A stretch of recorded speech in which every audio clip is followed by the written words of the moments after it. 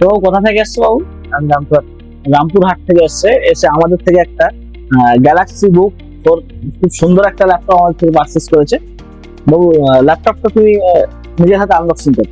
দারুণ একটা laptop, silver colour metal body দিয়ে 16/512। তো ল্যাপটপটাতে টাইপ সি ঠান্ডা রুম দেওয়া আছে, মানে ফাস্ট চার্জিং।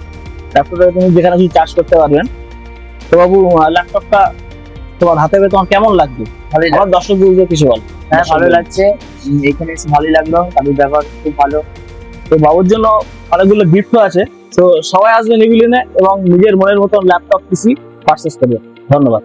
মধ্যমগ্রাম স্টেশনে নামবেন, নেমেই দেখতে পাবেন ইভিলিন কম্পিউটার্স এর বড় শোরুম। প্রচুর স্টক আছে এখানে।